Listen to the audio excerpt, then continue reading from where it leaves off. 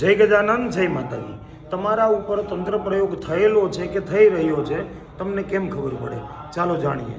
જાણતા પહેલાં કમેન્ટની અંદર જય માતાજી જરૂરથી લખી દેજો। આ વિડીયોને શેર કરવાનું ભૂલતા નહીં। જ્યારે પણ તમારી ઉપર કોઈ પણ મલિન પ્રયોગ થાય છે કે તંત્ર પ્રયોગ થાય છે ત્યારે તમારું જે નિત્ય કર્મ છે એ તમે છોડતા જાઓ છો। તમે સવારે દીવાબત્તી કરો છો, કોઈ મંત્ર જાપની માળા કરો છો કે કોઈ પણ પાઠ કરો છો, ભક્તિ માર્ગની અંદર આગળ વધતા જાઓ છો અને એ તમને કરવાનું મન ન થાય ને એ તમારું છૂટતું જાય ત્યારે સમજવાનું કે તમારી ઉપર કોઈને કોઈ તંત્ર પ્રયોગ થઈ રહ્યો છે। તો જ તમે ઈશ્વરથી છેટા થશો, તમારા નિત્ય કર્મથી છેટા થશો।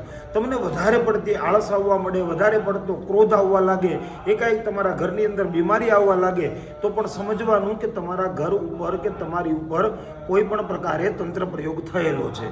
આ તંત્ર પ્રયોગ થયેલો હોય તો તંત્ર પ્રયોગમાંથી મુક્ત થવા માટે તમારે કાળ ભૈરવના મંદિરે શનિવારે દર્શન કરવા માટે જવું જોઈએ અને સરસવ જે પેલી રાય આવે છે તમારા માથા ઉપરથી 7 વખત ઉતારીને તમારે ભગવાન કાળ ભૈરવ દાદાના ચરણોમાં પધરાવવા જોઈએ। ઓમ રીમ કાળ ભૈરવાય નમઃ આ મંત્ર 7 વખત બોલીને। જો તમારા ઉપર તંત્ર પ્રયોગ હોય તો આ પ્રયોગ જરૂરથી કરજો। આ તંત્ર પ્રયોગમાંથી તમને મુક્ત કરશે। જય ગજાનન, જય માતાજી।